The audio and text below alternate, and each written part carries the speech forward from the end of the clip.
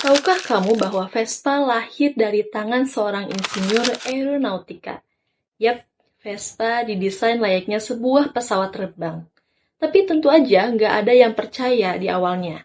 Bahkan prototipenya sempat berpindah-pindah tangan, karena ditolak di mana-mana. Lalu, apa yang terjadi? Bagaimana ceritanya hingga Vespa kini bukan hanya jadi alat transportasi yang populer, tapi juga menjadi ikon fashion anak muda? Yuk, kita cari tahu. Setelah Perang Dunia Kedua berakhir, Italia menjadi negeri yang hancur. Ekonominya pun carut-marut.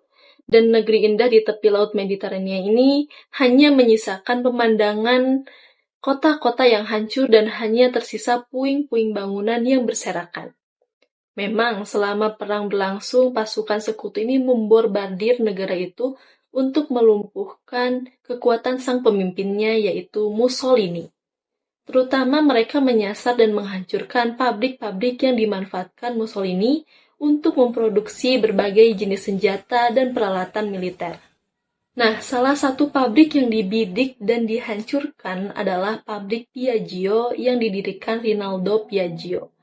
Pada tahun 1884, tadinya Piaggio adalah galangan kapal yang kemudian disulap menjadi pabrik pesawat tempur. Setelah kehancuran pabrik-pabrik itulah, beberapa tahun kemudian Enrico Piaggio, anak dari Rinaldo Piaggio, berdiri dan merenung. Dia ingin membangkitkan kembali pabrik warisan ayahnya dan ikut menghidupkan kembali perekonomian Italia. Tapi dia gak ingin Piaggio ini menggeluti kembali dunia aeronautika, melainkan dia ingin beralih fokus pada industri alat transportasi lain. Karena waktu itu negerinya lebih membutuhkan perbaikan transportasi masyarakat. Kebetulan negara-negara sekutu berbaik hati, mereka mau membantu membangun kembali pabrik-pabrik yang sudah hancur. Pada saat itu, Enrico Piaggio ini melihat peluang emas untuk mewujudkan idenya memproduksi skuter secara massal. Dia teringat sepeda motor kecil yang dibuat untuk para penerjun payung selama perang. Sepeda motor seperti itulah yang menurutnya cocok dipakai masyarakat untuk menjelajahi sudut-sudut kota dengan nyaman. Untuk mewujudkan gagasannya, Enrico merekrut Corradino da Ascanio, seorang insinyur perancang pesawat dan helikopter. Dia terkenal dengan karyanya yang monumental, yaitu radio transmitter. Sewaktu pertama kali Innocenti mengajaknya merancang sebuah skuter, da Ascanio ini tercengang bingung dan ragu-ragu gitu. Apa iya saya yang biasa merancang pesawat sekarang harus merancang sepeda motor? Begitu kira-kira respon awalnya. Tapi setelah dipikir-pikir, dia melihat ajakan Innocenti itu menarik sekaligus menantang dan akhirnya dengan semangat untuk ingin terus berinovasi, dia pun menerima tawaran Innocenti. Langkah pertama yang dilakukan da Ascanio adalah mempelajari kebutuhan para pengguna skuter. Berhari-hari dia keliling, bertemu, dan ngobrol dengan berbagai kelompok masyarakat. Dia ingin tahu apa sebetulnya yang diinginkan orang-orang dari sebuah skuter. Akhirnya dia menemukan salah satu jawabannya, yaitu kebanyakan wanita memerlukan sepeda motor dengan desain yang berbeda dari motor konvensional.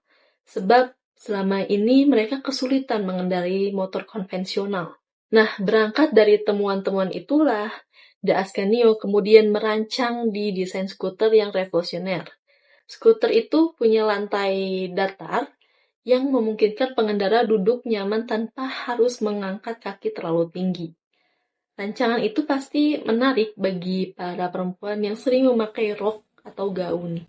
Rancangan itu juga memenuhi sebagian besar kriteria yang ditetapkan oleh Innocenti.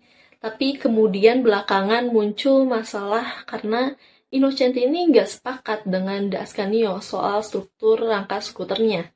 Innocenti ini ingin supaya rangka skuternya ini dibuat dari tabung baja yang diproduksi pabriknya dan dinamai Lambretta. Sesuai nama pabrik tersebut, tapi da Ascanio ini menolak keinginan Innocenti karena menurutnya rangka seperti itu nggak cocok untuk desain skuternya. Pertentangan mereka ini pun akhirnya selesai ketika akhirnya De Ascanio ini angkat kaki meninggalkan Lambretta. Di pihak lain, Enrico Piaggio juga mengalami hal serupa dengan Innocenti. Dia nggak puas dengan rancangan skuter De Ascanio ini, tapi kemudian De Ascanio ini pun jadi jengkel juga ketika bergabung dengan Piaggio, sebab di situ pun ternyata rancangan skuternya nggak langsung diterima. Anggota tim lain dan manajemen di Piaggio juga skeptis karena mereka terbiasa dengan model sepeda motor yang tradisional, sedangkan De Ascanio ini datang dengan ide-ide inovatif seperti rangka monokok dan pengaturan mesin yang membuat motor ringan tapi tetap kuat. Nah, rancangan dia akhirnya tetap terus ditolak dan itu menimbulkan ketegangan di internal Piaggio. Padahal rancangan Ascanio ini telah mempertimbangkan juga kondisi pasar Italia yang masih lemah pasca perang. Karena itu, dia merancang skuter yang hemat biaya, menggunakan bahan dan teknik produksi yang efisien, juga mengutamakan faktor kenyamanan dan keamanan pengguna, terutama perempuan-perempuan yang menggunakan rok. Dihadapkan pada masalah internal di Piaggio, De Ascanio ini nggak pasrah, dia terus fokus menyempurnakan rancangannya dengan tekad menciptakan solusi mobilitas yang inovatif, yaitu sebuah prototipe yang berbeda dari sepeda motor pada umumnya. Maka dari itu dia kerahkan pengetahuan dan pengalamannya di bidang penerbangan. Dia terapkan beberapa prinsip penting dari aviasi seperti teknik konstruksi stress skin yang biasa digunakan untuk membuat struktur pesawat yang ringan tapi kuat. Di situ tercipta rangka monokok yang memberikan kekuatan dan stabilitas pada skuter sekaligus mengurangi beratnya. Prinsip aerodinamika yang krusial dalam desain pesawat juga diaplikasikan supaya rancangan skuternya ini memiliki bentuk yang aerodinamis dan bisa menginvestasikan bahan bakar serta performa keseluruhan. Hasilnya adalah skuter ramping dan efisien serta nyaman dipakai dengan kode desain MP6. Nah, ketika Enrico Piaggio ini melihat desain MP6, ketika itulah dia berteriak dengan gembira dalam bahasa Italia, "Sembra una Vespa," yang artinya kelihatan seperti lebah. Dan disitulah kemudian lahir nama Vespa. Dalam mempromosikan Vespa, Piaggio dengan brilian memanfaatkan kekuatan dari popularitas Hollywood. Enrico ini memanfaatkan film Roman Holiday sebagai media promosi. Di dalam film tersebut, Audrey Hepburn sebagai ikon fashion dan aktris terkenal di masa itu, mengendarai Vespa melintasi jalanan Roma. Adegan tersebut menjadi sangat ikonik dan menarik perhatian publik internasional, sehingga Vespa berhasil diasosiasikan sebagai bagian dari gaya hidup yang glamor dan romantis. Hasilnya, penjualan Vespa pun melonjak lebih dari 100.000 unit pada tahun berikutnya. Uniknya, pada tahun 1950-an, penggemar Vespa mulai kumpul-kumpul, berbagi kecintaan mereka terhadap skuternya. Nah, lahirlah klub-klub Vespa di Italia dan dengan cepat menyebar ke negara Eropa lain seperti Inggris dan Prancis.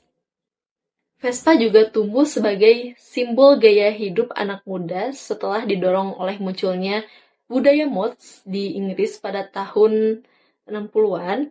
Mods ini merupakan subkultur yang dikenal dengan fashion yang tajam dan kecintaannya pada musik jazz serta soul, dan Vespa menjadi kendaraannya pada tahun tersebut. Nah, Vespa menjelma menjadi bagian dari identitas dan ekspresi diri. Kenyataan itulah yang menjawab kenapa gelombang gaya hidup Vespa bisa terus-menerus ke Amerika dan juga ke Asia. Ketika di negara-negara di kedua benua itu banyak bermunculan klub-klub Vespa. Para anggota tidak hanya sekedar ngumpul-ngumpul, tapi juga mengorganisir touring, rally, dan juga ada kontes modifikasi. Sejak peluncurannya sampai sekarang, Vespa mempertahankan eksistensinya dengan kemampuan beradaptasi pada tren budaya. Skuter ini terus muncul di berbagai media populer dan film, hingga musik sampai pada panggung fashion dan seni. Dengan desain uniknya dan kemampuannya melambangkan gaya hidup tertentu, Vespa telah melampaui fungsi aslinya sebagai alat transportasi. Vespa telah menjadi ikon budaya pop yang diakui secara global.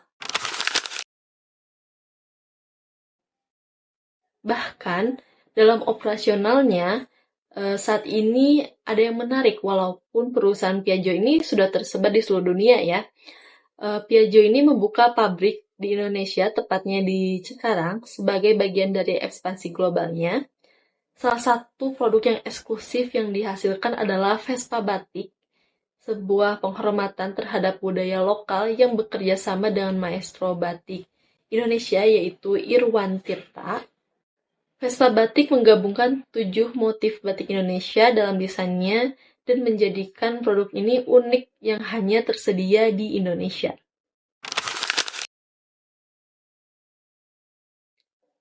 Lalu bagaimana respon terhadap tren dan persaingan saat ini? Untuk saat ini, Piaggio ini terus beradaptasi terhadap kebutuhan pasar. Bahkan sekarang sudah ada Vespa elektrik sebagai jawaban atas tren kendaraan yang ramah lingkungan. Meski tetap mempertahankan estetik klasiknya, Vespa mampu memenuhi ekspektasi konsumen modern yang peduli terhadap keberlanjutan. Ketika kita mencari inspirasi dan inovasi bisnis, kita sering terjebak di dalam sebuah kotak. Kita hanya bisa memperhatikan sektor bisnis yang kita geluti selama ini dan terpaku pada benchmarking perusahaan sejenis. Lalu kita meniru dan meningkatkan performa berdasarkan standar yang ada. Nah, pendekatan seperti itu seringkali hanya bisa menghasilkan inovasi yang sifatnya incremental, tidak transformatif. Nah, sekarang coba kita tengok kisah Vespa yang menunjukkan bahwa inspirasi brilian itu terkadang muncul di tempat yang tak terduga, bahkan jauh di luar sektor bisnis kita. Bukti hidupnya adalah Corradino de Ascanio, seorang ahli aeronautika yang sukses membawa perspektif baru ke dalam desain skuter Vespa. Dia berhasil menciptakan kendaraan yang efisien, praktis, estetis, dan revolusioner. Pendekatan out of the box de Ascanio ini juga menunjukkan bahwa membuka diri terhadap ide dan dari luar sektor justru bisa menghasilkan solusi yang lebih kreatif dan efektif. Inovasi sejatinya lahir dari kemampuan melihat dan menerapkan ide dari berbagai bidang ke dalam bisnis kita. Enrico Piaggio dan Descanio ini menunjukkan bahwa dengan merangkul perspektif baru dan berani mengambil resiko, kita bisa menciptakan produk yang memenuhi kebutuhan pelanggan, serta membangun cara mereka berpikir. Kisah Vespa mengajarkan bahwa keberanian mencari inspirasi di tempat yang tak terduga dan menerapkannya dengan relevan di bidang kita adalah kunci menciptakan inovasi.